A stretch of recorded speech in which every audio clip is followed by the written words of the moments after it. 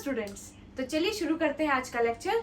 थोड़ा आगे बढ़ते हैं हमारे क्लास 11th के मैथमेटिक्स के सिलेबस में। हमारा चैप्टर चल रहा है सेट्स का, और सेट्स के चैप्टर में आज हम करेंगे एक्सरसाइज 1.5।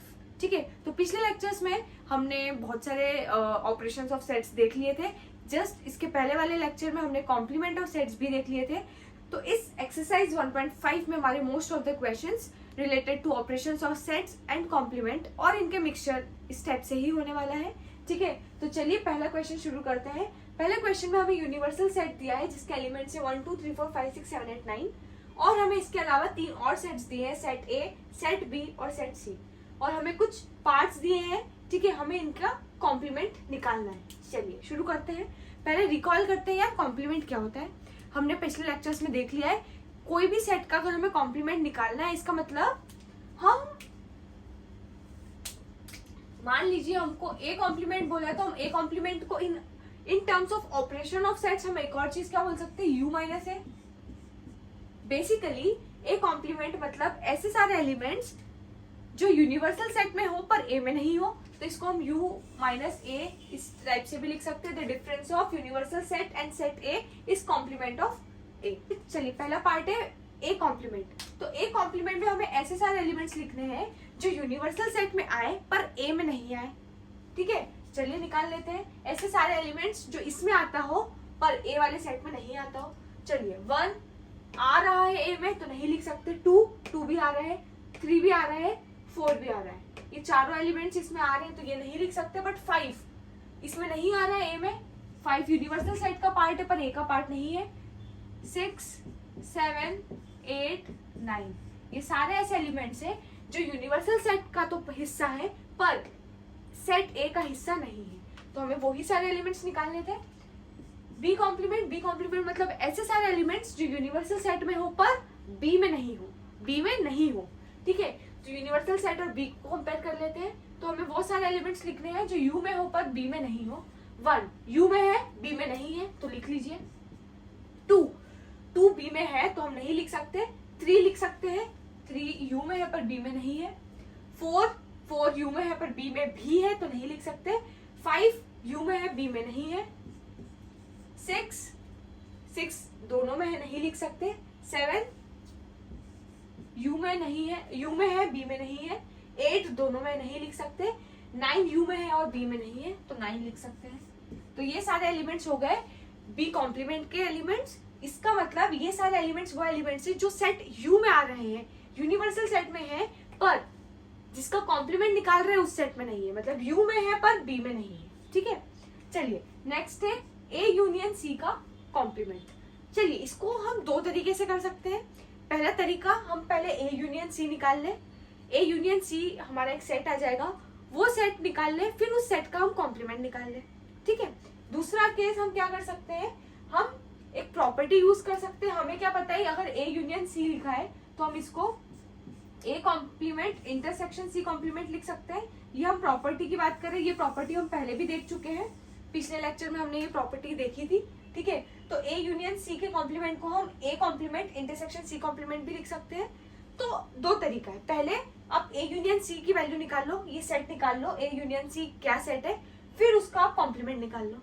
दूसरा केस, आप ये प्रॉपर्टी निकाल के ये आ जाएगा तो आप पहले ए कॉम्प्लीमेंट निकाल लो, सी कॉम्प्लीमेंट निकाल लो, और वो दोनों सेट का आप इंटरसेक्शन निकाल लो, तो भी यही आएगा। तो आप ये भी कर सकते हो, ये भी कर सकते हो। ठीक है, आपकी इच्छा है, आपको इस तरीके से करना है तो इस तरीके से कर सकते हैं, आपकी इस तरीके से निकालना है तो इस तरीके से निकाल सकते हैं। ठीक है, तो मैं पहला वाला प्रेफर कर रही हूँ। मैं कर रही हूँ इसको इस टाइप से सॉल्व, जब मैं ए यूनियन सी पहले निकालूंगी फिर उसका कॉम्प्लीमेंट निकालूंगी। ठीक है, तो चलिए पहले ए यूनियन सी निकालते हैं। तो ए ये रहा, सी ये रहा। ठीक है, अगर मैं बोलती हूँ मैं निकाल रही हूँ A union C, A union C एक ऐसा सेट होगा जिसमें ए के भी सारे एलिमेंट्स आएंगे और सी के भी सारे एलिमेंट्स आएंगे, कोई भी एलिमेंट नहीं छूटना चाहिए। ठीक है, पर हमें ये ध्यान रखना है कोई भी एलिमेंट्स को हम रिपीट ना करें। ठीक है, तो ए के सारे एलिमेंट्स लिख लीजिए फटाफट, 1 2 3 4। अब ए के सारे एलिमेंट्स लिख लिए, अब सी के भी सारे एलिमेंट्स लिख लीजिए फटाफट, पर मेक श्योर क्या करना है, कोई भी एलिमेंट रिपीट नहीं करना है। तो 1 2 3 4 तो हमने ए के लिख लिए, अब सी के भी एलिमेंट्स लिखेंगे तो आएगा 3 4 5 6, पर 3 4 तो ऑलरेडी लिखा हुआ है तो डबल बार लिखने की जरूरत नहीं है। 3 4 लिखा हुआ है तो बचे क्या 5 6। तो हमने इस सेट में ए के भी सारे एलिमेंट्स डाल दिए और सेट सी के भी सारे एलिमेंट्स डाल दिए, तो ये हो गया हमारा ए यूनियन सी। ठीक है, अब हमें क्या पता करना है, हमें पता करना है ए यूनियन सी का कॉम्प्लीमेंट। ये तो मिल गया, अब इसका कॉम्प्लीमेंट करना है। कॉम्प्लीमेंट मतलब वो सारे एलिमेंट्स जो यूनिवर्सल सेट में आए पर इस सेट में नहीं आए। सिंपल है, यही हम पता है कॉम्प्लीमेंट की डेफिनेशन। वो यूनिवर्सल सेट में होना चाहिए पर इसमें नहीं होना चाहिए। तो ए यूनियन सी का कॉम्प्लीमेंट वो क्या होगा, वो यू में होगा और ए यूनियन सी वाले सेट में नहीं होगा। मतलब यू में होना चाहिए और इस सेट में नहीं होना चाहिए। तो हम यू को और इस सेट को कंपेयर कर लेते हैं। इस सेट में वो एलिमेंट्स जो इस सेट में है पर इस सेट में नहीं है, वो हमारा आंसर हो जाएगा। तो सारे एलिमेंट्स देखते हैं। 1 है इसमें, हाँ है तो नहीं लिख सकते। 2 भी है, नहीं लिख सकते। 3 भी है, 4 भी है, 5 भी है, 6 भी है। 7, हाँ 7 ऐसा एलिमेंट है जो यू में है पर ए यूनियन सी में नहीं है। 8, हाँ 9, हाँ ये 3 ऐसे एलिमेंट्स हमें मिल चुके हैं जो यूनिवर्सल सेट का हिस्सा तो है पर ए यूनियन सी का हिस्सा नहीं है। तो वो किसका हिस्सा हो जाएगा, ए यूनियन सी के कॉम्प्लीमेंट का। तो ए यूनियन सी का कॉम्प्लीमेंट क्या होगा हमारा 7, 8, 9। ये एक सेट हो गया जिसके क्या एलिमेंट्स है 7, 8 और 9। नेक्स्ट क्वेश्चन करते हैं, ए यूनियन बी का कॉम्प्लीमेंट सेम। इसको भी आप ए यूनियन बी निकाल के कर सकते हो। पहले ए यूनियन बी निकालिए फिर उसका कॉम्प्लीमेंट निकालिए, या फिर आप एक और तरीके से कर सकते हो, सेम प्रॉपर्टी लगा सकते हो। तो A complement intersection B complement निकाल सकते हो। ठीक है, तो चलिए इसको हम A complement intersection B complement से निकालने की कोशिश करते हैं। ठीक है,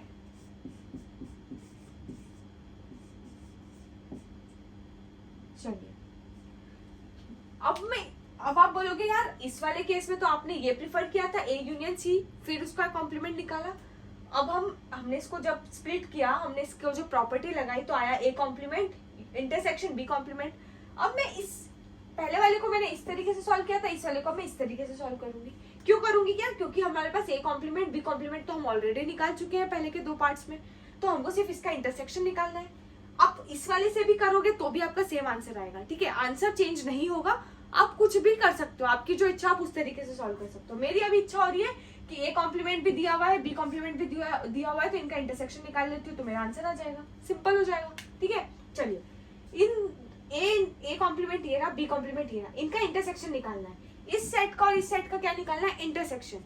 इंटरसेक्शन मतलब हमें इन दोनों सेट्स में वो सारे एलिमेंट्स देखने हैं जो कॉमन है। ठीक है, इन दोनों में कौन कौन से एलिमेंट्स कॉमन है वो हमारा इस सेट का हिस्सा हो जाएगा। तो चलिए शुरू करते हैं। 5 इसमें है, हाँ दोनों में है 5, तो ये कॉमन एलिमेंट हो गया। 6 इसमें है पर इसमें नहीं है, तो हमें ऐसे एलिमेंट्स देखने हैं जो दोनों में हो, जो दोनों में कॉमन हो।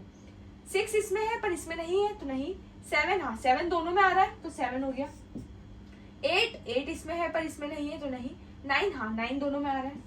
तो ये 3 ऐसे एलिमेंट्स है 5, 7, 9 जो सेट ए कॉम्प्लीमेंट का भी हिस्सा है और सेट बी कॉम्प्लीमेंट का भी हिस्सा है। तो बेसिकली हमारा ए यूनियन बी का पूरे का जो कॉम्प्लीमेंट है वो हो गया हमारा एक सेट जिसके एलिमेंट्स है 5, 7, 9। ठीक है, चलिए नेक्स्ट है ए कॉम्प्लीमेंट का कॉम्प्लीमेंट। सिंपल है यार, हमने प्रॉपर्टी पढ़ रखी है। ए कॉम्प्लीमेंट का कॉम्प्लीमेंट क्या होगा, ए होगा। तो इसमें सिर्फ ए के एलिमेंट्स एग्जैक्टली आ जाएंगे। ए के कौन कौन से एलिमेंट्स, 1 2 3 4, 1 2 3 4। क्लियर है, चलिए अब नेक्स्ट क्वेश्चन पे आते हैं, पार्ट नंबर 6। इसमें हमें क्या निकालना है, बी माइनस सी का कॉम्प्लीमेंट। तो सबसे पहले हम बी माइनस सी निकाल लेते हैं। बी माइनस सी, बी डिफरेंस सी। बी में इसका मतलब जो ऐसे एलिमेंट जो बी का हिस्सा हो पर सी का हिस्सा नहीं हो, इसका हिस्सा होना चाहिए और इसका हिस्सा नहीं होना चाहिए। ठीक है, तो ऐसे बी और सी का है, ये रहा बी ये रहा सी। अब हमें क्या करना है, ऐसे एलिमेंट्स देखने हैं जो बी में आ रहे हो पर सी में नहीं आ रहे हो। ठीक है, 2 इसमें आ रहा है इसमें नहीं आ रहा है, लिख लो। 4 दोनों में आ रहा है, नहीं लिख सकते। 6 दोनों में आ रहा है, नहीं लिख सकते। 8 हाँ इसमें आ रहा है इसमें नहीं आ रहा है तो 8। तो 2, 8 हमारा क्या हो गया, बी माइनस सी हो गया। ये बी माइनस सी हो गया हमारा एक सेट जिसका एलिमेंट है 2, 8। पर हमें बी माइनस सी नहीं निकालना है, हमें बी माइनस सी का क्या निकालना है, कॉम्प्लीमेंट। तो इसका मतलब हमें यूनिवर्सल सेट और इस वाले सेट को देखना होगा। ऐसे सारे एलिमेंट जो यूनिवर्सल सेट का हिस्सा हो पर बी माइनस सी सेट का हिस्सा नहीं हो। चलिए 1 उसके सारे एलिमेंट्स को कंपेयर करेंगे। ठीक है, 1 उसमें है इसमें है नहीं है, लिख लो। 2 दोनों में नहीं लिख सकते। 3 हाँ लिख लो। 4 नहीं है इसमें, लिख लो। 5 भी नहीं है, इसमें लिख लो। 6 नहीं है, लिख लो। 7 नहीं है, लिख लो। 8 है, नहीं लिख सकते। 9 हाँ, ठीक है। तो b माइनस सी के कॉम्प्लीमेंट एक सेट होगा जिसके एलिमेंट है 1 3 4 5 6 7 और 9, ठीक है। तो आई होप आपको अच्छे से समझ में आ गया होगा। आपको कोई भी ऐसे कितने भी कॉम्बिनेशन दे दें, यूनियन का, इंटरसेक्शन का, डिफरेंस का और उनका कॉम्प्लीमेंट निकालने का बोले, तो आप एक चीज ये कर सकते हैं, आप प्रॉपर्टीज यूज कर सकते हैं। प्रॉपर्टीज यूज करके आपको थोड़ा अलग एक तरीका मिल जाएगा जिसको आप सॉल्व कर सकते हैं, या फिर आप नॉर्मली पहले आप वो ऑपरेशन सॉल्व कीजिए, फिर उसका कॉम्प्लीमेंट निकाल लीजिए। एक ही बात है, दोनों में एक ही आंसर आएगा, ठीक है। आपको जो सही लग रहा है, जो इजी लग रहा है, जो जैसी तरीके से आपको सॉल्व करने की इच्छा है, आप उस तरीके से सॉल्व कर सकते हैं, ठीक है। आई होप आपको अच्छे से समझ में आ गया होगा, पूरा सारे पार्ट्स अच्छे से समझ में आ गए होंगे। तो यहाँ पर हमारा क्वेश्चन नंबर 1 होता है कंप्लीट। अब बढ़ते हैं अपन नेक्स्ट क्वेश्चन पे, क्वेश्चन नंबर 2। चलिए अब करते हैं क्वेश्चन नंबर 2। तो क्वेश्चन नंबर 2 में हमें यूनिवर्सल सेट दिया है U और हमें पता करने हैं complements of the following sets. हमें 4 सेट दिए हैं, हमें इनके कॉम्प्लीमेंट पता करने हैं, ठीक है।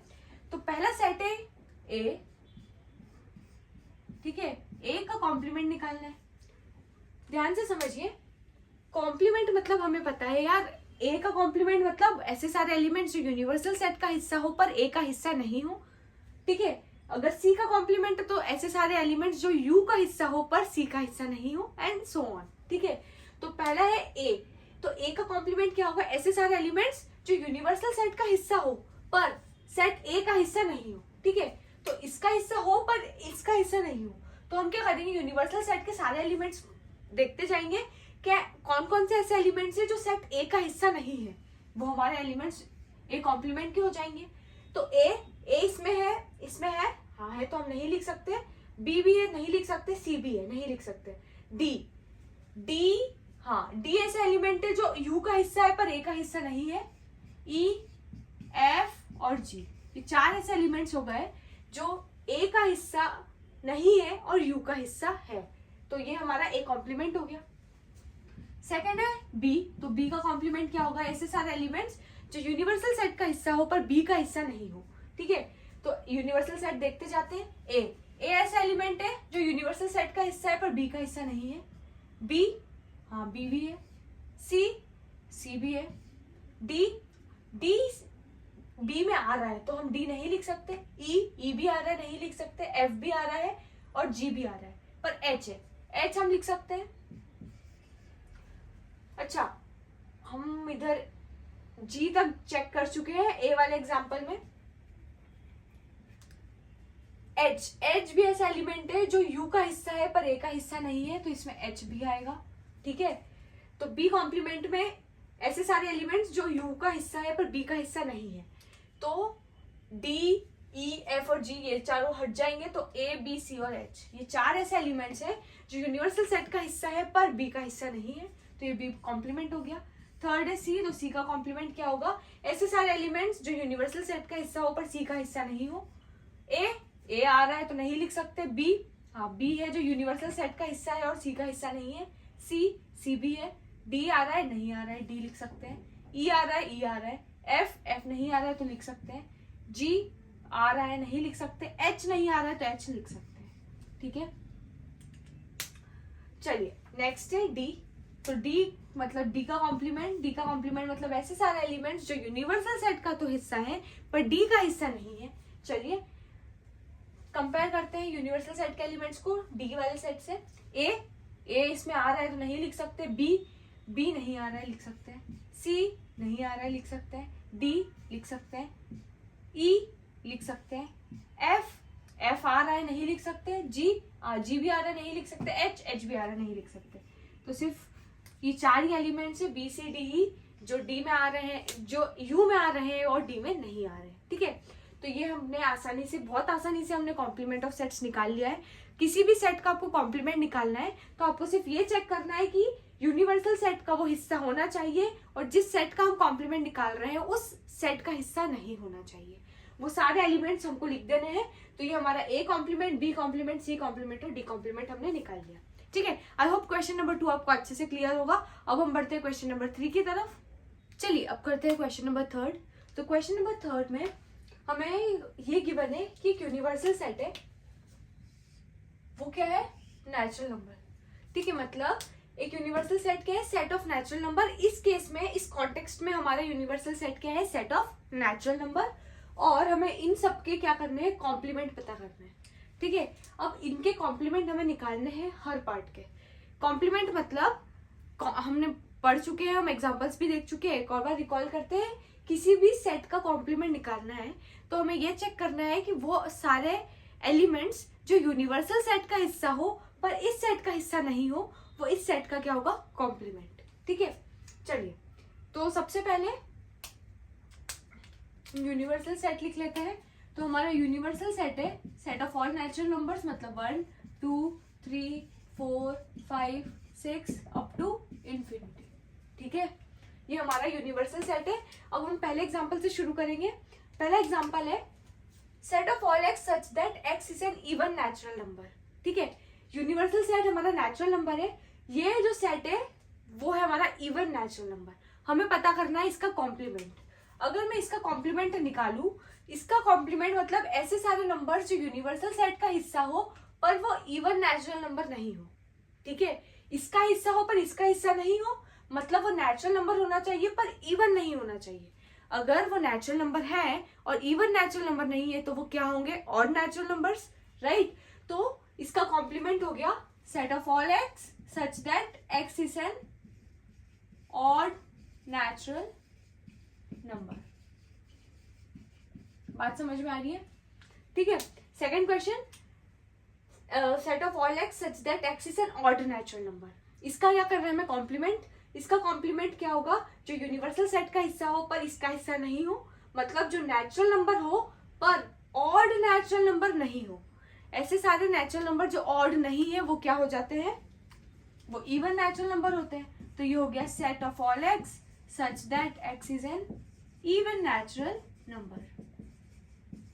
बात समझ में आ रही है? ठीक है, थर्ड पे आते हैं। थर्ड है set of all x such that x is a positive multiple of 3। X क्या है, पॉजिटिव मल्टीपल ऑफ 3। मतलब ये सेट कैसा होगा, मतलब पॉजिटिव मल्टीपल ऑफ 3 मतलब सारे 3 के positive multiple, 3 6 9 12 up to infinity. ठीक है, अब मुझे क्या करना है, इसका कॉम्प्लीमेंट निकालना है। इसका कॉम्प्लीमेंट मतलब यूनिवर्सल सेट का हिस्सा होना चाहिए पर इस सेट का हिस्सा नहीं होना चाहिए। ठीक है, मतलब नेचुरल नंबर होना चाहिए पर ऐसे सारे नेचुरल नंबर जो पॉजिटिव मल्टीपल ऑफ 3 नहीं हो। ठीक है, तो हम लिख लेते हैं will be set of all x such that x belongs to natural number and. पहली कंडीशन क्यों लिखी हमने x belongs to natural number, क्योंकि हमें वो सारे एलिमेंट्स लिखने हैं जो यूनिवर्सल सेट का तो हिस्सा हो, इसका नहीं हो। तो पहले कंडीशन में हम यूनिवर्सल सेट के एलिमेंट्स डाल दे रहे हैं। ठीक है, कौन कौन से, सारे नेचुरल नंबर। दूसरी कंडीशन क्या फॉलो होनी चाहिए कि वो इस सेट का हिस्सा नहीं हो, मतलब कोई भी पॉजिटिव मल्टीपल ऑफ 3 नहीं हो। एंड एक्स इज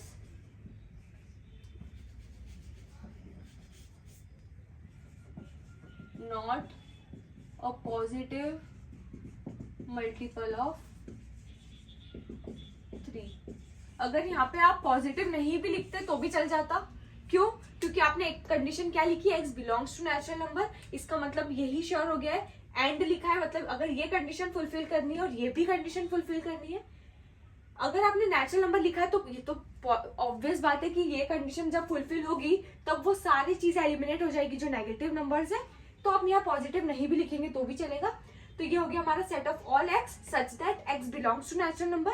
वो नेचुरल नंबर तो होने चाहिए पर वो इस सेट का हिस्सा नहीं होने चाहिए। ये सेट के हिस्से क्या है, पॉजिटिव मल्टीपल ऑफ 3, तो वो नेचुरल नंबर होना चाहिए but x should not be the positive multiple of 3 या x should not be the multiple of 3। तो and x is not a multiple of 3 हमारा आंसर हो गया। नेक्स्ट है x is a prime number. क्या है x, हमारा prime number है। अब हमें ऐसे सारे एलिमेंट्स देखने हैं जो यूनिवर्सल सेट मतलब नेचुरल नंबर भी हो पर प्राइम नंबर नहीं हो। ऐसे कौन से नंबर्स होते हैं जो नेचुरल नंबर हो पर प्राइम नंबर नहीं हो, जैसे जो नंबर्स इवन नहीं होते, नेचुरल नंबर जो इवन नहीं होंगे वो ऑड होंगे, जो नेचुरल नंबर ऑड नहीं होंगे वो इवन होंगे। वैसे ही जो नंबर्स प्राइम नंबर्स नहीं होते वो कंपोजिट नंबर्स होते हैं। ठीक है, पर एक कंडीशन होती है इसमें, एक ऐसा एलिमेंट है नेचुरल नंबर में वो ना ही प्राइम नंबर होता है ना ही कंपोजिट नंबर होता है, ठीक है। वो नंबर कौन सा है? 1। 1 एक ऐसा एलिमेंट है जो ना ही प्राइम बोला जाता है और उसको ना ही कंपोजिट नंबर बोला जाता है, ठीक है। तो इस केस में देखिए, अगर मैं बोलती हूँ x is a prime number, मतलब इसमें 1 नहीं आया है, ठीक है। तो अगर मैं इसका कॉम्प्लीमेंट ले रही हूँ तो सारा यूनिवर्सल सेट के ऐसे एलिमेंट्स जो u का हिस्सा है पर प्राइम नंबर नहीं है, ठीक है। मतलब इसमें 1 नहीं आ रहा है तो हमारा जो रिजल्टेंट कॉम्प्लीमेंट सेट होगा उसमें 1 आना चाहिए। बात समझ में आ रही है? तो पहली बात तो ये होगी, हमारा इसका जो कॉम्प्लीमेंट होगा will be set of all x such that x is a composite number, ठीक है।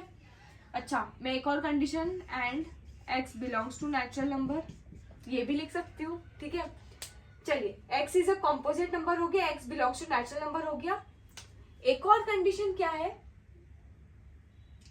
हमको 1 को इंक्लूड करना है, ठीक है। मतलब x क्या वैल्यू भी ले सकता है, 1 की वैल्यू भी ले सकता है, ठीक है।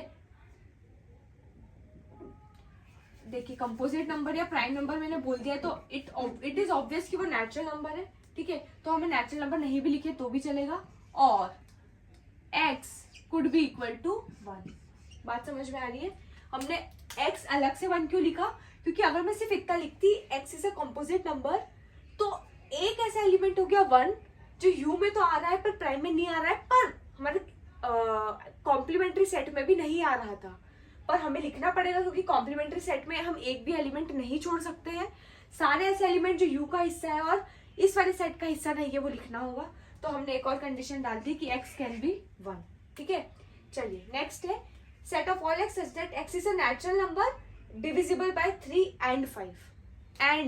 एंड मतलब ऐसे नंबर्स जो 3 से भी डिविजिबल हो और 5 से भी डिविजिबल हो, दोनों से क्या हो? डिविजिबल हो, ठीक है। चलिए, दोनों से डिविजिबल हो तो मैं ऐसे बोल सकती हूँ, ध्यान से समझिए, 3 आएगा क्या? नहीं आएगा, क्योंकि 3 से मल्टीपल, 3 का मल्टीपल है, पर 5 से डिविजिबल नहीं है, ठीक है। 5 नहीं हो सकता, मैं 15 बोल सकती हूँ, ठीक है। मतलब मेरे को ऐसे सारे एलिमेंट्स देखने हैं जो 3 का भी डिविजिबल हो और 5 का भी डिविजिबल हो, 5 से भी डिविजिबल हो और 3 से भी डिविजिबल हो, ठीक है। दोनों से डिविजिबल हो, मतलब वो 15 से डिविजिबल होना चाहिए। क्योंकि देखिए, अगर मैं 3 का कोई भी मल्टीपल लेती हूँ, जैसे फॉर एग्जाम्पल 3, 6, 9, 12, 15, 18, 21, ठीक है। इनमें ऐसे कौन से एलिमेंट्स है जो 3 के भी मल्टीपल, 3 से भी डिविजिबल हो और 5 से भी डिविजिबल हो?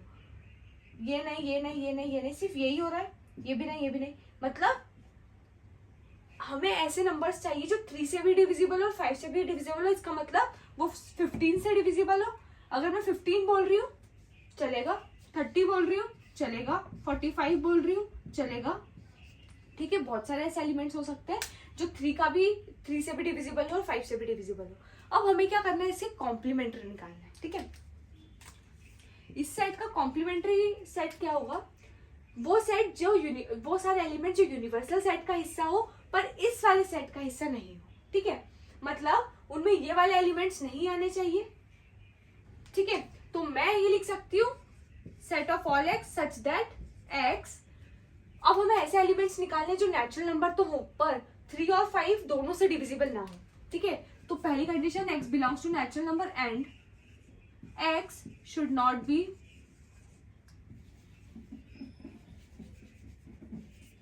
x is not divisible by both 3 and 5, ठीक है। देखिए, set of all x such that x belongs to natural number, x natural number तो होगा, एंड दूसरी कंडीशन क्या फुलफिल करनी है? इसमें डिविजिबल बाय 3 and 5 दोनों आ रहे हैं, ठीक है। ऐसे सारे नंबर्स जो 3 और 5 दोनों से डिविजिबल है, तो हमें ऐसे सारे एलिमेंट्स निकाल देने हैं जो 3 और 5 दोनों से डिविजिबल हो, ठीक है। तो set of all x such that x belongs to natural number and x is not divisible by both 3 and 5, ठीक है। तो ऐसे सारे एलिमेंट्स, ये हो जाएगा हमारा कौन सा? 5th का आंसर, जिसमें सेट ऑफ ऑल एक्स आ जाएंगे जो नेचुरल नंबर है and x is not divisible by both 3 and 5, ठीक है। चलिए, अब क्वेश्चन आता है, चलिए एक चीज और देखते हैं। क्वेश्चन आता है, मैंने लिखा दोनों से डिविजिबल नहीं होना चाहिए, 3 से भी नहीं होना चाहिए और 5 से भी नहीं होना चाहिए, ठीक है।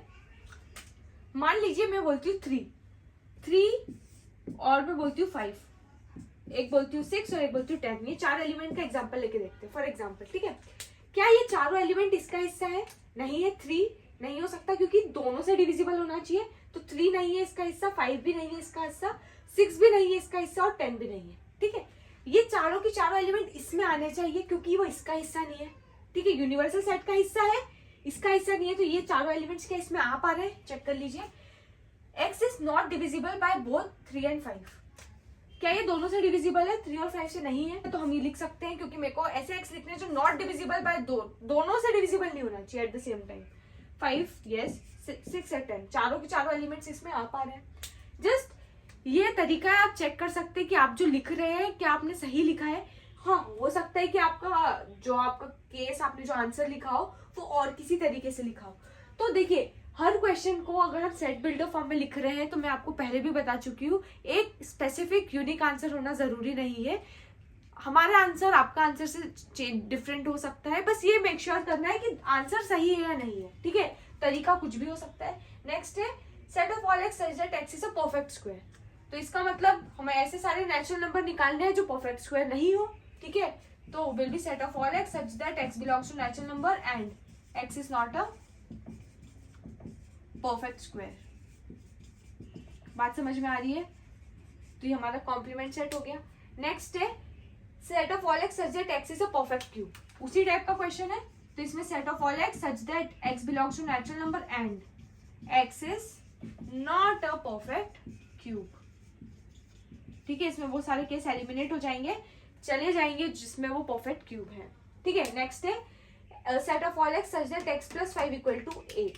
एक्स प्लस पहले कंडीशन सॉल्व करते हैं, एक्स प्लस 5 इक्वल टू 8 मतलब एक्स इक्वल टू 8 माइनस 5 मतलब 3, मतलब एक्स की वैल्यू क्या आ रही है? 3। मतलब ये सेट में सिर्फ एक ही एलिमेंट है जिसका नाम है 3। तो अगर मेरे को इसका कॉम्प्लीमेंट्री सेट निकालना है तो मैं बोल सकती हूँ इसका कॉम्प्लीमेंट्री सेट होगा set of all x such that x belongs to natural number and x is not equal to 3। बात समझ में आ गई? ठीक है, मतलब ऐसे सारे एलिमेंट्स जो यूनिवर्सल सेट का हिस्सा हो पर इस सेट का हिस्सा नहीं हो। यूनिवर्सल सेट का हिस्सा मतलब सारे नेचुरल नंबर, इस सेट का हिस्सा मतलब 3, तो सारे नेचुरल नंबर होने चाहिए पर 3 नहीं होना चाहिए, ठीक है। Next set of all x such that 2x plus 5 equal to 9। 2x plus 5 equal to 9 मतलब 2x equal to 4, x equal to 2। x की क्या वैल्यू आ रही है? 2। x की वैल्यू 2 आ रही है, मतलब ये वाला सेट क्या है? x सेट है जिसका एलिमेंट है 2। तो इसका अगर मैं कॉम्प्लीमेंट्री सेट निकाल रही हूँ तो वो क्या होगा? Set of all x such that x belongs to natural number and x is not equal to 2। उसी टाइप का क्वेश्चन हो गया, ठीक है। नेक्स्ट है set of all x such that x is greater than equal to 7। मतलब ऐसे सारे नेचुरल नंबर जो ग्रेटर देन इक्वल टू 7 है, ये हमारा ये वाला सेट है। इसका कॉम्प्लीमेंट्री मतलब यूनिवर्सल सेट का हिस्सा होना चाहिए पर ग्रेटर देन इक्वल टू 7 नहीं होना चाहिए, मतलब लेस देन 7 होना चाहिए, ठीक है। तो set of all x such that x is less than, पहले लिख लेते हैं x should be x belongs to natural number and x is less than 7। क्या इक्वल टू आएगा? नहीं आएगा, क्योंकि x इक्वल टू 7 इसका हिस्सा हो गया इस सेट का, तो इस वाले सेट कॉम्प्लीमेंट्री सेट का वो हिस्सा नहीं हो सकता, तो x लेस देन 7, ठीक है। नेक्स्ट है set of all x such that x belongs to natural number and 2x plus 1 is greater than 10, तो 2x इज ग्रेटर देन 9, तो x इज ग्रेटर देन 9/2। अब हमें ऐसे सारे नेचुरल नंबर निकालने हैं, इसमें सारे नेचुरल नंबर है। अब हमें ऐसे सारे एलिमेंट्स निकालने कॉम्प्लीमेंट्री सेट में जो यूनिवर्सल सेट का हिस्सा हो, मतलब वो नेचुरल नंबर हो पर 2x plus 1 greater than 10, मतलब x should be, ये वाली कंडीशन है x is greater than 9/2। तो अब हमें ऐसे एलिमेंट्स निकालने हैं जो x से x should be less than 9/2 हो, ठीक है। तो मैं लिख लेती हूँ set of all x such that x belongs to natural number and दूसरी condition x should be less than 9/2।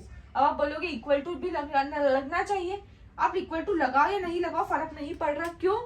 क्योंकि 9/2 एनीवेज नेचुरल नंबर नहीं है, तो ये 9/2 4.5 होगा, तो 4.5 एनीवेज एक नेचुरल नंबर नहीं है, तो आप यहाँ इक्वल टू लगाओ या नहीं लगाओ फर्क नहीं पड़ता है, क्योंकि ये वाला तो एलिमेंट यू भी ऐड नहीं होने वाला है, ठीक है।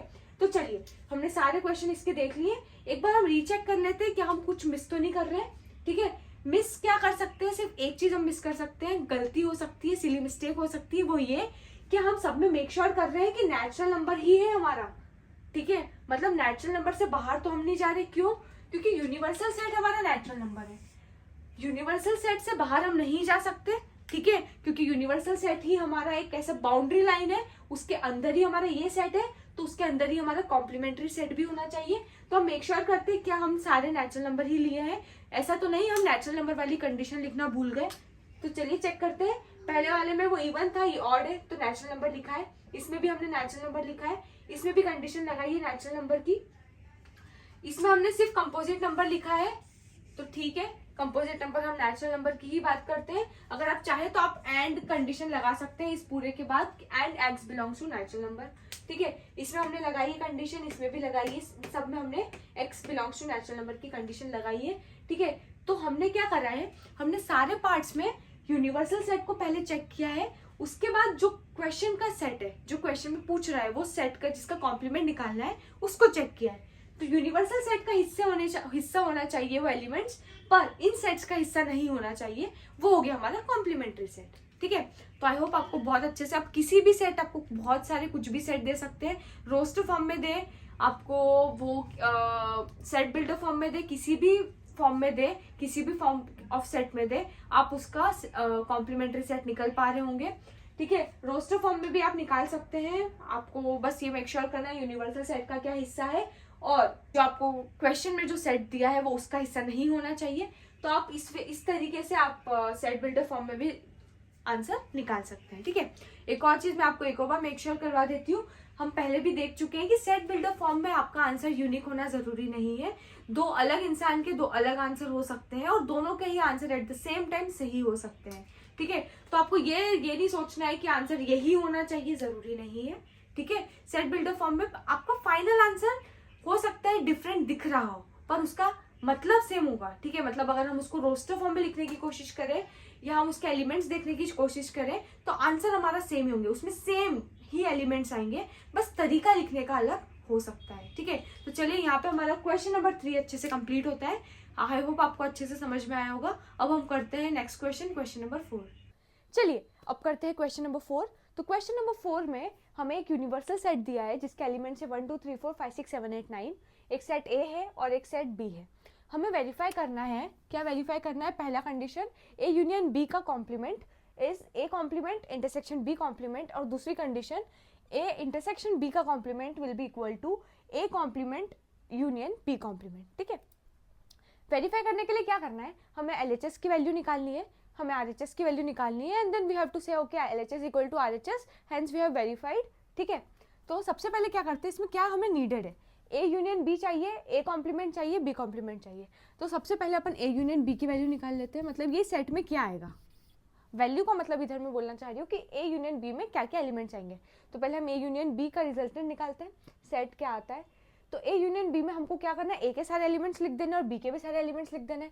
तो शुरू करते हैं 2 4 6 8, चले ए के सारे एलिमेंट्स लिख दिए, बी के भी लिख देने हैं, बस हमें मेक श्योर करना है कि कोई भी एलिमेंट हम रिपीट ना करें।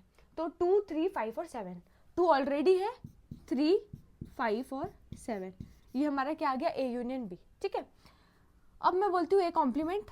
ए कॉम्प्लीमेंट मतलब ऐसे सारे एलिमेंट्स जो यूनिवर्सल सेट में आए पर ए में नहीं आए, ठीक है। तो हम यूनिवर्सल सेट और ए को देख लेते हैं, इसके कौन कौन से ऐसे एलिमेंट्स हैं जो ए का पार्ट नहीं है, वो हमारा ए कॉम्प्लीमेंट का हिस्सा हो जाएगा, ठीक है। 1, हाँ 1 इधर नहीं आ रहा है तो हम लिख सकते हैं। 2 आ रहा है तो 2 हमें नहीं लिखना है क्योंकि वो ए का हिस्सा है, हमें वो एलिमेंट्स लिखने हैं जो ए का हिस्सा नहीं है, ठीक है। 3, हाँ 4 आ रहा है नहीं लिख सकते, 5 6 आ रहा है नहीं लिख सकते, 7 8 आ रहा है नहीं लिख सकते, 9, ठीक है। तो ये 5 एलिमेंट्स हमारे हो गए ए कॉम्प्लीमेंट के। अब हम निकालते हैं बी कॉम्प्लीमेंट। तो बी कॉम्प्लीमेंट में हमें यूनिवर्सल सेट के ऐसे सारे एलिमेंट्स निकालने हैं जो यूनिवर्सल सेट का हिस्सा है पर बी का हिस्सा नहीं है, ठीक है। तो उसके लिए हम बी को देखेंगे। तो बी में क्या है, 2 3 5 और 7। तो 2 3 5 7 को छोड़ के हमें इसके सारे एलिमेंट्स लिख देने हैं, ठीक है। तो 1 3 भी आ रहा है, 2 भी आ रहा है, 3 भी आ रहा है, 4 5 आ रहा है नहीं लिख सकते, 6 7 भी आ रहा है नहीं लिख सकते, 8 और 9, ठीक है। देखिए बी और बी कॉम्प्लीमेंट में एक भी एलिमेंट नहीं सेम होना चाहिए, ठीक है। ऐसे सारे यूनिवर्सल सेट के एलिमेंट्स जो बी का हिस्सा नहीं है, तो देखिए 1 लिख लिया, 2 नहीं लिख सकते, 3 नहीं लिख सकते, 4 लिख लिया, 5 नहीं लिख सकते, 6 लिख लिया, 7 नहीं लिख सकते, 8 और 9 लिख लिया, ठीक है। तो ए कॉम्प्लीमेंट आ गया, बी कॉम्प्लीमेंट आ गया। अब हमें क्या करना है, इस केस में A complement intersection B complement निकालना है, ठीक है। A complement intersection B complement, इसका मतलब इन दोनों का इंटरसेक्शन निकालना है।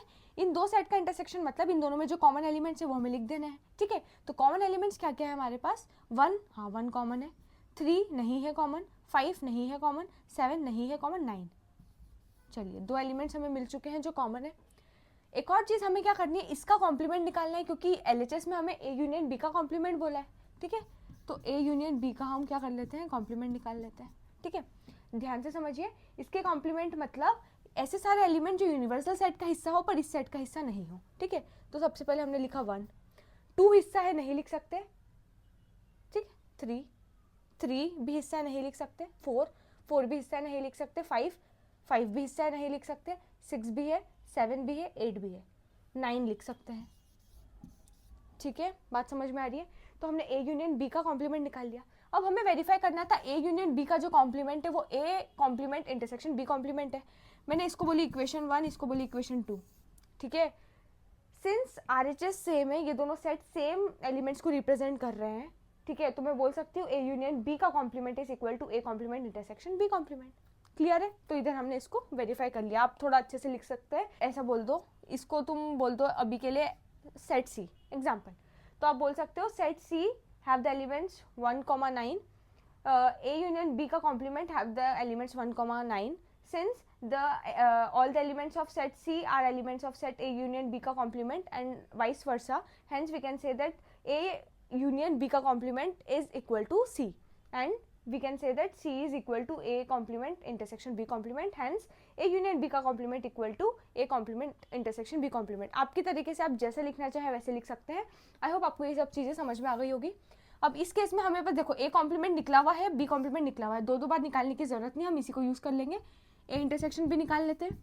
ए इंटरसेक्शन बी मतलब ए का भी हिस्सा होना चाहिए और बी का भी हिस्सा होना चाहिए। तो इन दोनों में कौन कौन से एलिमेंट्स कॉमन है वो हमें लिख देने हैं, ठीक है।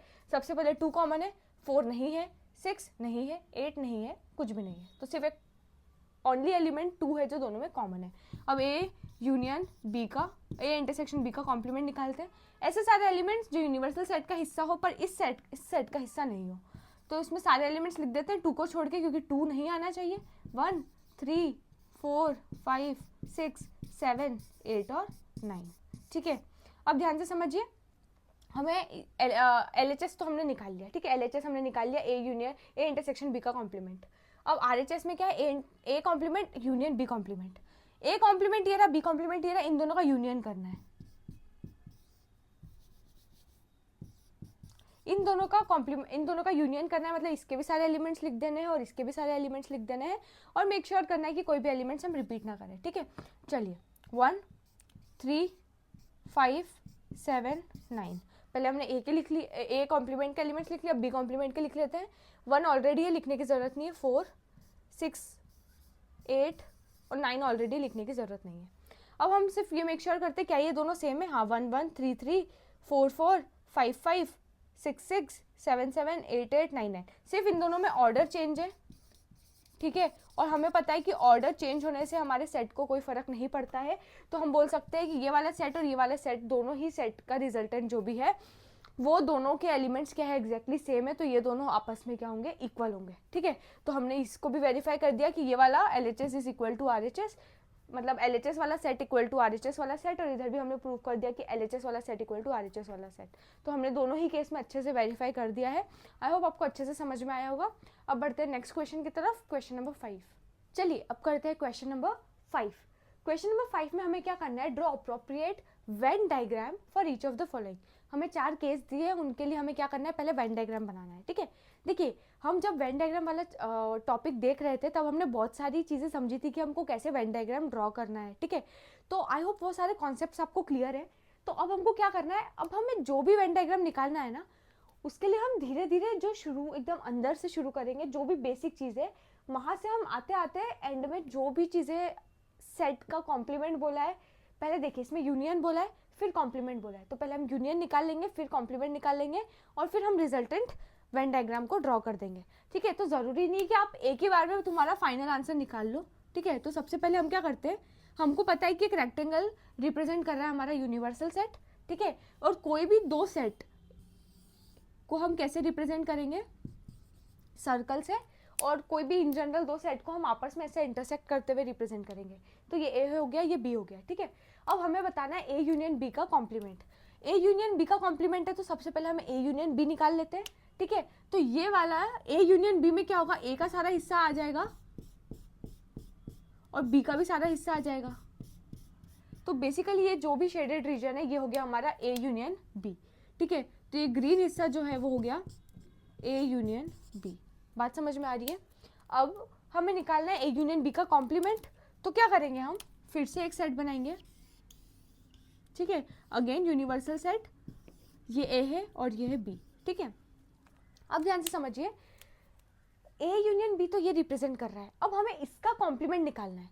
किसी भी सेट का कॉम्प्लीमेंट मतलब यूनिवर्सल सेट का ऐसा हिस्सा जो वो सेट में नहीं आता हो। ठीक है, ध्यान से समझिए, अगर ये जो ग्रीन शेडेड रीजन है ये अगर ए यूनियन बी रिप्रेजेंट कर रहा है तो बचा हुआ यूनिवर्सल सेट का जो पूरा हिस्सा बचा हुआ है जो शेडेड नहीं है वो रिप्रेजेंट करेगा ए यूनियन बी का कॉम्प्लीमेंट।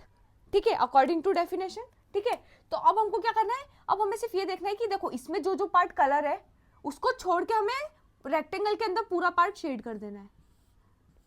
देखो मैं सर्कल के अंदर नहीं कर रही हूँ क्योंकि सर्कल हमारा ए यूनियन बी को रिप्रेजेंट कर रहा है, तो वो एक ए यूनियन बी के कॉम्प्लीमेंट को रिप्रेजेंट नहीं कर सकता। देखिए, ठीक है, ये तो ये जो रेड रीजन है, जो शेडेड रीजन है, ये रिप्रेजेंट कर रहा है ए यूनियन बी का कॉम्प्लीमेंट। बात समझ में आ गई?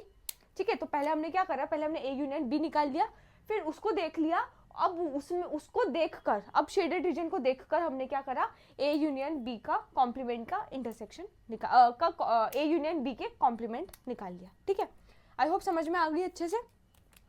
नेक्स्ट है A complement intersection B complement. ठीक है,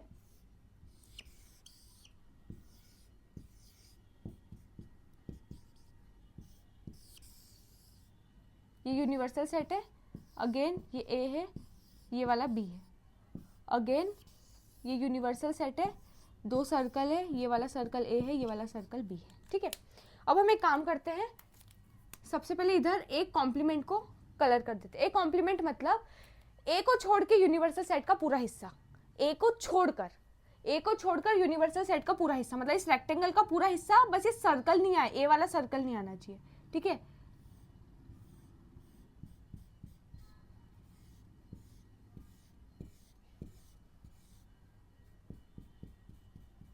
बात समझ में आई?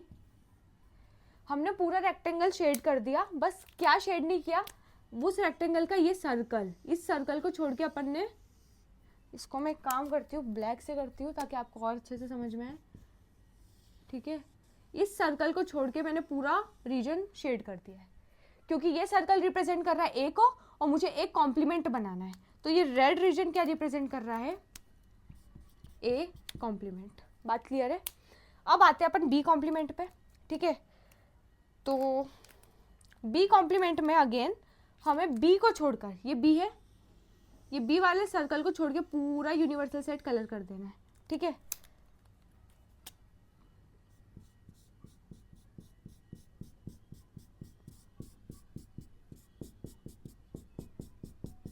ठीक है, अरे ये ए वाला भी आएगा, सिर्फ बी वाला सर्कल को छोड़ के पूरा शेड करना है। तो हमने सिर्फ ये वाला जो सर्कल दिख रहा है इसको छोड़ के पूरा कलर कर दिया।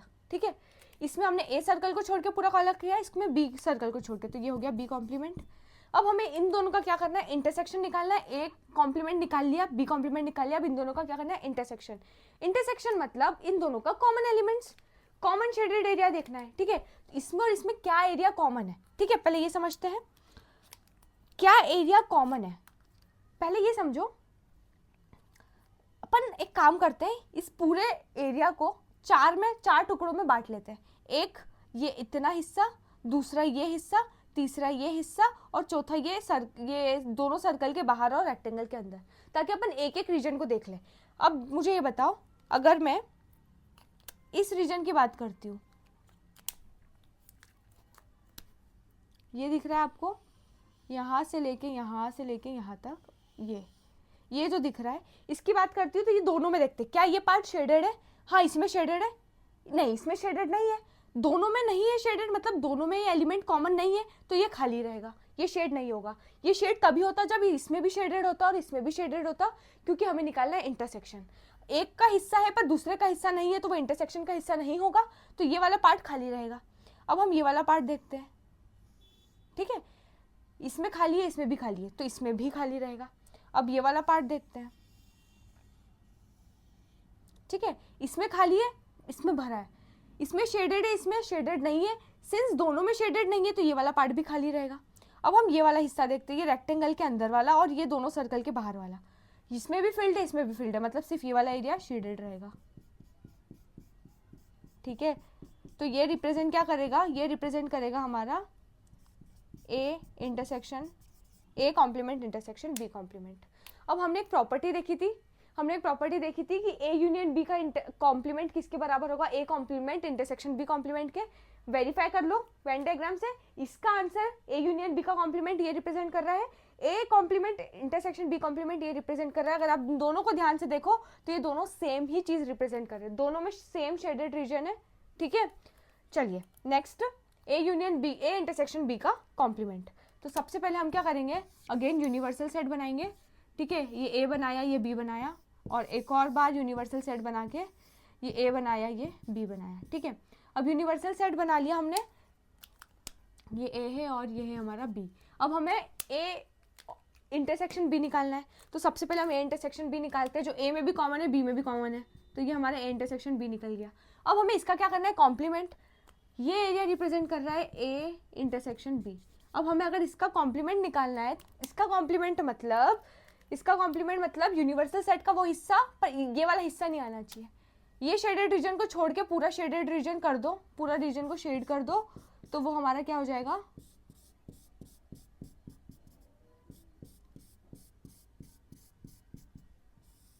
ठीक है, हमने क्या हिस्सा छोड़ दिया? हमने पूरा शेड किया, बस ये वाला हिस्सा छोड़ दिया। क्यों छोड़ दिया? क्योंकि ये रिप्रेजेंट कर रहा है ए इंटरसेक्शन बी को, तो अब ये जो शेडेड रीजन है, जो ब्लैक कलर से मैंने शेड किया है, वो रिप्रेजेंट कर रहा है ए इंटरसेक्शन बी के कॉम्प्लीमेंट को। क्लियर है? चलिए, ये हो गया हमारा। नेक्स्ट आता है A complement union B complement. देखिए, हम already A complement B complement बना चुके हैं। ये ए कॉम्प्लीमेंट है, ये क्या है? बी कॉम्प्लीमेंट, ठीक है। ए कॉम्प्लीमेंट है, ये है बी कॉम्प्लीमेंट। एक काम करते हैं, अब हमारा एक यूनिवर्सल सेट बनाते हैं। अगेन ये वाला सर्कल रिप्रेजेंट करेगा ए को, ये वाला सर्कल रिप्रेजेंट करेगा बी को, ठीक है। ए कॉम्प्लीमेंट है हमारे पास, बी कॉम्प्लीमेंट भी। अब हमें इन दोनों का क्या करना है? यूनियन। तो हम क्या करते हैं? सबसे पहले हम ए कॉम्प्लीमेंट का पूरा हिस्सा मार्क कर देते हैं, फिर हम बी कॉम्प्लीमेंट का हिस्सा पूरा मार्क कर देंगे, और जो भी हमारा फाइनल रहेगा वो रिजल्टेंट रहेगा, ठीक है। मतलब वो इन दोनों का A complement union B complement represent करेगा। तो पहले ए कॉम्प्लीमेंट को शेड कर दे। ए कॉम्प्लीमेंट को शेड करने के लिए सिर्फ ये सर्कल को छोड़ के पूरा शेड कर देना है हमको। दिख पा रहा है ना? तो ये सर्कल को छोड़ के, ये वाला जो सर्कल है, इसको छोड़ के मैंने पूरा क्या कर दिया? मार्क कर दिया।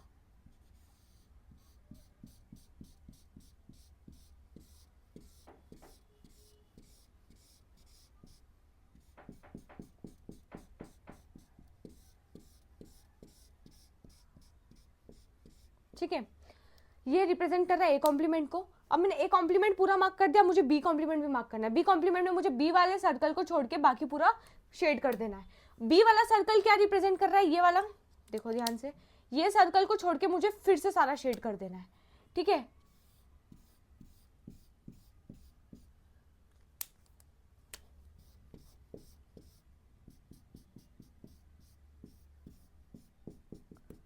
ठीक है, अब कौन सा रीजन बच गया? ये वाला रीजन, ये वाला रीजन बच गया, ठीक है। ठीक है, अब ये जो हमारा शेडेड रीजन है, ये वाले को छोड़ के, ये वाला पार्ट को छोड़ के मैंने पूरा शेड किया है। ये रिप्रेजेंट क्या कर रहा है? A union A complement union B complement. Again हमने एक प्रॉपर्टी देखी थी कि ए इंटरसेक्शन बी का जो कॉम्प्लीमेंट होगा वो किसके बराबर होगा? A complement union B complement के।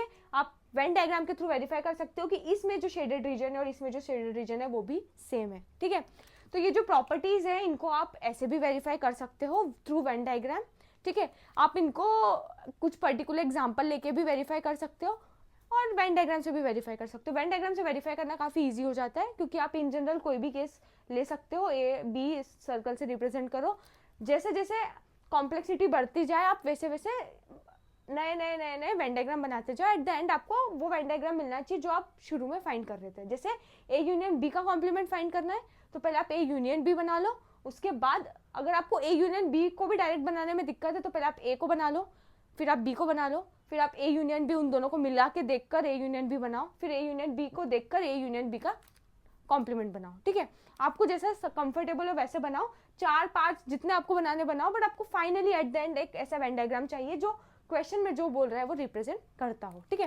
तो आई होप आपको अच्छे से क्लियर होगा। अब आपको इससे रिलेटेड कुछ भी कैसे भी वेन डायग्राम दे, ठीक है, कि आपको इस कोई पर्टिकुलर कॉम्प्लेक्स इक्वेशन है या इसी को कॉम्प्लेक्स करके दे दिया कि ए यूनियन बी है, इसका intersection with A intersection B, ऐसा कुछ भी दे दिया, या इसका कॉम्प्लीमेंट, कुछ भी कैसी भी कंडीशन दे, आपको सिंप्लीफाइड करके उसको वेन डायग्राम में रिप्रेजेंट करना है। मान लो ऐसा कुछ दे दिया, मान लो, तो पहले आप ए यूनियन बी का एक वेन डायग्राम बना लो, फिर ए इंटरसेक्शन बी का एक वेन डायग्राम बना लो, फिर ए इंटरसेक्शन बी के कॉम्प्लीमेंट का वेन डायग्राम बना लो, उसको देखकर ये मिल गया, अब उन दोनों का इंटरसेक्शन निकालना है तो उन दोनों में जो कॉमन एरिया है वो निकाल लो, ठीक है। तो अब इससे रिलेटेड आपको कोई भी कैसा भी कॉम्प्लेक्स क्वेश्चन आए आपको डरना नहीं है, आपको बस एकदम बेसिक से शुरू करते जाना है, वेन डायग्राम बनाते जाना है, ठीक है। आपको एक बार वेन डायग्राम के कॉन्सेप्ट्स क्लियर हो गए तो आप इस टाइप के किसी भी टाइप के क्वेश्चन को कर सकते हैं, ठीक है। चलिए, आई होप ये क्वेश्चन आपको समझ में आया होगा। अब चलिए करते हैं नेक्स्ट क्वेश्चन। चलिए अब करते हैं क्वेश्चन नंबर 6, ठीक है। तो क्वेश्चन नंबर 6 में हमें क्या दिया, एक यूनिवर्सल सेट दिया और एक सेट ए दिया है और हमें पता करना है ए कॉम्प्लीमेंट, ठीक है। अभी देखिए, अभी तक आपको जितने भी क्वेश्चन आ रहे थे आपको कुछ रोस्टर फॉर्म में या सेट बिल्डर फॉर्म में क्वेश्चंस क्लियर था, पर इसमें आपको इन सेंटेंस आपको चीज़ें समझाइए, आपको उस चीज़ को इमेजिन करनी है, समझना है और फिर उसका कॉम्प्लीमेंट निकालना है, ठीक है। चलिए, यू एक यूनिवर्सल सेट है जिसमें set of all triangles in a plane, एक प्लेन में, सपोज मान लीजिए हमारा 2D प्लेन है, ये जो बोर्ड है वो प्लेन रिप्रेजेंट कर रहा है फॉर एग्जांपल, तो इस प्लेन में जितने भी ट्राइंगल बन सकते हैं वो हमारा यूनिवर्सल सेट का हिस्सा है, ऑल द ट्राइंगल्स, ठीक है। चलिए, यूनिवर्सल सेट क्लियर है। ए क्या है, A is a set of all triangles with at least one angle different from 60 degree. हमें पता करना है ए कॉम्प्लीमेंट, ठीक है। हमें ए कॉम्प्लीमेंट पता करना है तो हमें पहले ये पता करना है कि ए का क्या क्या हिस्सा है और ये पता करना है यू का क्या क्या हिस्सा है। फिर हमें ये पता करना है कि ऐसे कौन से एलिमेंट्स हैं जो यू का हिस्सा है पर ए का हिस्सा नहीं है, ठीक है। तो एक काम करते हैं, एक कंडीशन दी है डिफरेंट फ्रॉम 60 डिग्री, ठीक है, at least one angle different from 60 degree. हम पहले काम करते हैं, यूनिवर्सल सेट को ऐसे स्प्लिट करते हैं, ठीक है, 4 हिस्सों में। मतलब कितने केस हो सकते हैं ये समझते हैं। एक काम करते हैं, यूनिवर्सल सेट को डिफरेंट फ्रॉम 60 डिग्री वाले एंगल से समझते हैं। मतलब मान लीजिए कोई भी एक ट्राइंगल है, उसमें देखिए यहाँ पे आपने एटलीस्ट लिखा है तो एटलीस्ट को अपन स्प्लिट करते हैं। देखिए, मतलब for example no angle equal to 60 degree, पहला केस। दूसरा case, exactly one angle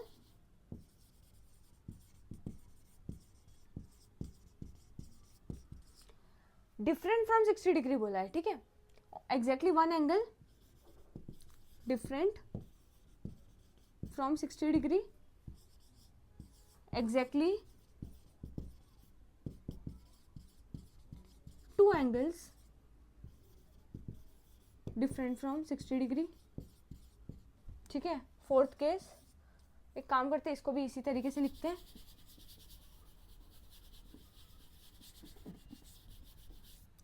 exactly one angle different from 60 degree, exactly two angle different from 60 degree, exactly 3 angles, मतलब ऑल एंगल्स, एग्जैक्टली 3 मतलब all angles different from 60 degree. एक case, no angle different from 60 degree, इसको हम ये भी बोल सकते हैं all angles equal to 60 degree. देखो, 4 ही केस हो सकता है। अगर हमें 60 डिग्री की कंडीशन दी है, डिफरेंट फ्रॉम 60 डिग्री की कंडीशन दी है, 4 केस हो सकते हैं। पहली बात तो ये है कि ट्राइंगल में कितने एंगल्स होंगे, 3 एंगल्स होंगे, 1 2 3, 3 एंगल्स है, एक ट्राइंगल में 3 एंगल्स है, हर ट्राइंगल में 3 एंगल्स है, ठीक है। अब हमें देखना है इन 3 एंगल्स में कितने केस हो सकते हैं डिफरेंट फ्रॉम 60 डिग्री के, ठीक है। तो पहला केस जिसमें एक भी एंगल नहीं हो डिफरेंट फ्रॉम 60 डिग्री, सिर्फ एक एंगल 60 डिग्री से डिफरेंट हो, दो एंगल एग्जैक्टली 2 एंगल 60 डिग्री से डिफरेंट हो, एग्जैक्टली 3 एंगल 60 डिग्री से डिफरेंट हो। एग्जैक्टली 3 एंगल 60 डिग्री से डिफरेंट है मतलब ऑल एंगल्स क्या है डिफरेंट फ्रॉम 60 डिग्री, मतलब तीनों के तीनों एंगल 60 डिग्री के बराबर नहीं है। इसमें एक एंगल 60 डिग्री के बराबर है, 2 एंगल 60 डिग्री के बराबर नहीं है। इसमें 2 एंगल 60 डिग्री के बराबर है, एक एंगल 60 डिग्री के बराबर नहीं है। और इसमें कोई भी एंगल 60 डिग्री से डिफरेंट नहीं है, मतलब सारे के सारे एंगल 60 डिग्री, ठीक है। ये 4 केस के अलावा और कोई केस हो सकता है? नहीं हो सकता। अब हम ये समझते हैं कि हमारा सेट ए जो है, देखो ये जो 4 केस है ये चारों केस यूनिवर्सल सेट का हिस्सा है। यूनिवर्सल सेट में सिर्फ यही 4 हिस्से आ सकते हैं, इसके अलावा कोई केस नहीं आ सकता, ठीक है। सारे केस इसमें कवर हो चुके हैं। अब हम ये समझते हैं सेट ए में कौन कौन से इनमें से सेट इन चारों में से कौन कौन से सेट ए का हिस्सा होंगे, ठीक है।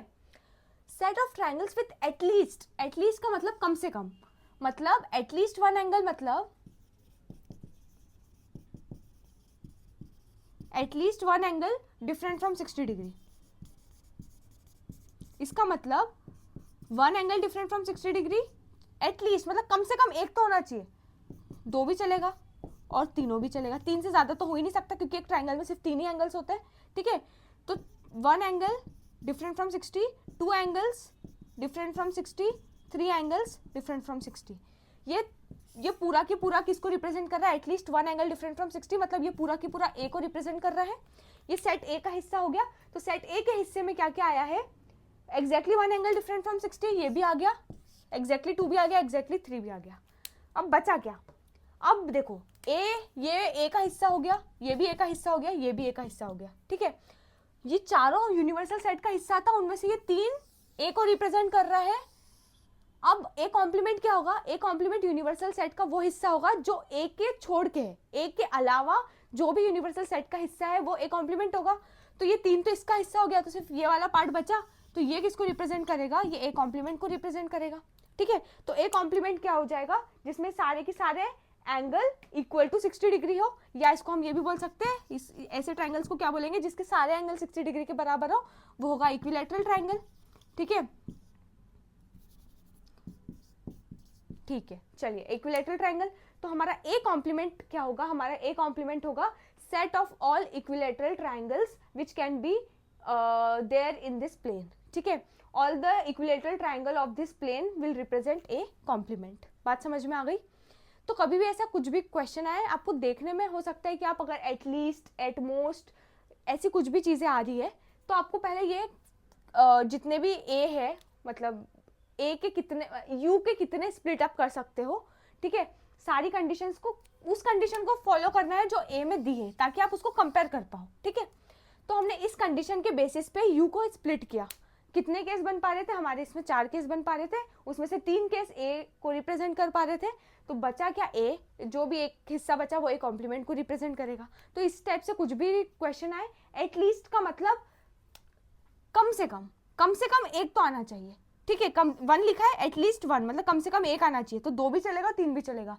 अगर लिखा होता है एटमोस्ट 2 या एटमोस्ट 1 की बात करते हैं, एटमोस्ट 1 मतलब ज्यादा से ज्यादा एक, मतलब या तो 0 या 1। एटमोस्ट 2 होता तो 0 भी चलता, 1 भी चलता, 2 भी चलता, पर 2 से ज्यादा नहीं, क्योंकि एटमोस्ट लिखा है।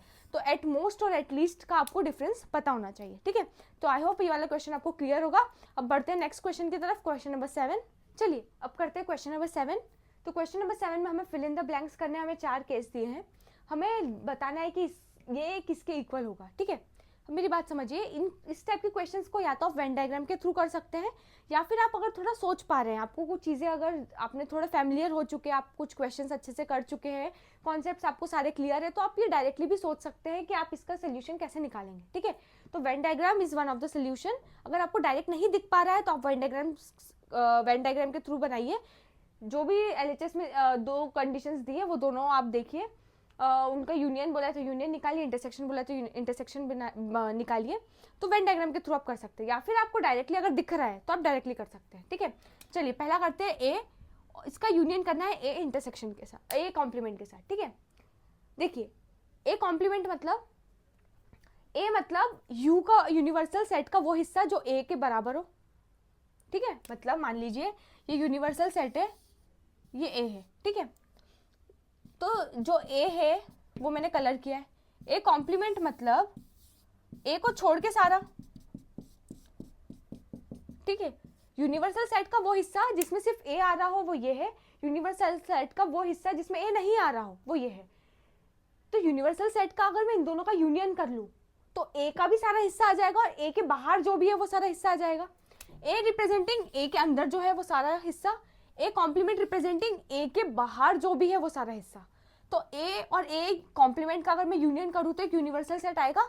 अगर आपको डायरेक्टली नहीं दिख रहा है तो आप वेन डायग्राम बनाइए। ए ये है, ए कॉम्प्लीमेंट ये है, ठीक है। ये ए रिप्रेजेंट कर रहा है, ये ए कॉम्प्लीमेंट, इन दोनों का यूनियन करेंगे तो क्या आएगा, एक पूरा की पूरा यूनिवर्सल सेट कलर हो जाएगा इन दोनों का यूनियन में, पूरा की पूरा शेडेड हो जाएगा, तो ये यूनिवर्सल सेट हो गया, ठीक है।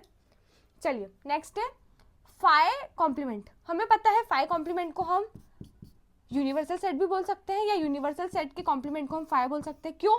फाई मतलब कुछ नहीं का कॉम्प्लीमेंट, मतलब यूनिवर्सल सेट का कॉम्प्लीमेंट मतलब कुछ नहीं।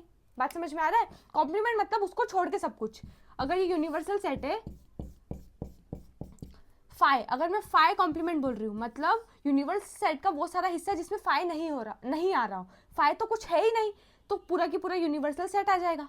अगर मैं बोल रही यूनिवर्सल सेट का कॉम्प्लीमेंट मतलब यूनिवर्सल सेट का वो हिस्सा जिसमें यूनिवर्सल सेट नहीं आ रहा है, ऐसा तो कुछ हो ही नहीं सकता, तो वो फाई के बराबर हो जाएगा। ये हम पहले भी कंडीशंस देख चुके हैं, ठीक है। जब हमने यूनियन और इंटरसेक्शन वगैरह कॉम्प्लीमेंट वगैरह पढ़ा था तब हम ये सब चीज़ें ऑलरेडी देख चुके हैं। तो ये भी क्वेश्चन में सेम चीज़ पूछ रहा है, तो इसको हम यूनिवर्सल सेट इंटरसेक्शन ए बोल सकते हैं।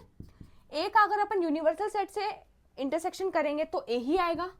बात समझ में आ रही है? ठीक है। नहीं क्लियर हो रहा है तो आप वेन डायग्राम बनाइए। ये यूनिवर्सल सेट रिप्रेजेंट कर रहा है, ये ए को रिप्रेजेंट कर रहा है। इन दोनों का अगर आप इंटरसेक्शन निकालोगे, इन दोनों में आप कॉमन एरिया निकालोगे तो आपको सिर्फ ए का ही हिस्सा मिलेगा, ठीक है। नेक्स्ट है ए इंटरसेक्शन ए कॉम्प्लीमेंट। देखिए ए वो हिस्सा है जो ए को रिप्रेजेंट कर रहा है, ए कॉम्प्लीमेंट वो हिस्सा है जो ए को छोड़ के सब कुछ रिप्रेजेंट कर रहा है। ये डेफिनेशन ही बता रहा है कि इन दोनों में कुछ भी कॉमन नहीं है, ठीक है। अगर ये ए है, ये ए कॉम्प्लीमेंट है, इन दोनों में कुछ कॉमन ही नहीं है। ये इस सर्कल के बाहर का हिस्सा बता रहा है, ये सर्कल के अंदर का हिस्सा बता रहा है, इन दोनों में कुछ कॉमन नहीं है, तो इन दोनों का इंटरसेक्शन क्या हो जाएगा, फाई, एक नल सेट हो जाएगा, ठीक है। नेक्स्ट है यूनिवर्सल सेट का कॉम्प्लीमेंट इंटरसेक्शन ए। इसको मैं यूनिवर्सल सेट के कॉम्प्लीमेंट को फाई बोल सकती हूँ, तो मैं बोलूंगी phi intersection with A. Phi का किसी के साथ भी इंटरसेक्शन करोगे क्या आएगा, फाई, ठीक है। नल सेट का आप इंटरसेक्शन किसी के साथ भी करो, कुछ भी कॉमन नहीं निकलने वाला है क्योंकि इसमें कुछ है ही नहीं। तो इन दोनों में जब इसमें नो एलिमेंट्स है तो इसका इसके साथ इंटरसेक्शन करोगे तो इन दोनों में कॉमन भी कुछ भी नहीं निकलेगा, तो हम क्या बोलेंगे, वो फाई सेट है, ठीक है। तो इसका यूनिवर्सल सेट आया, इसका ए आया, इन दोनों का आंसर आया फाई। आई होप आपको क्लियर है। ये सब चीज़ें हम कॉम्प्लीमेंट की प्रॉपर्टीज़ के टाइम भी ये सारी प्रॉपर्टीज समझ चुके हैं, ठीक है। तो आई होप ये सब चीज़ें आपको क्लियर होगी। अगर आपको डायरेक्टली दिख पा रहा है तो बहुत अच्छी बात है, इनकेस नहीं दिख पा रहा है कोई बात नहीं, आप वेन डायग्राम के थ्रू सॉल्व कीजिए। धीरे धीरे जब आप चीज़ें से और फैमिलियर होते जाएंगे आपको चीज़ें थोड़ी ज़्यादा अच्छे से क्लियरली दिखने लगेगी, ठीक है। चलिए, तो यहाँ पर हमारा क्वेश्चन नंबर 7 कंप्लीट होता है और इसी से हमारा एक्सरसाइज 1.5 भी कंप्लीट होता है, ठीक है। तो चलिए, यहाँ पर हमने एक्सरसाइजेस सारी कंप्लीट कर ली है, सेट्स की पूरी थ्योरी हो चुकी है, सारी एक्सरसाइजेस हो चुकी है। तो यहाँ पर एक्सरसाइज 1.5 कंप्लीट होता है। चलिए मिलते हैं नेक्स्ट लेक्चर में। Thank you.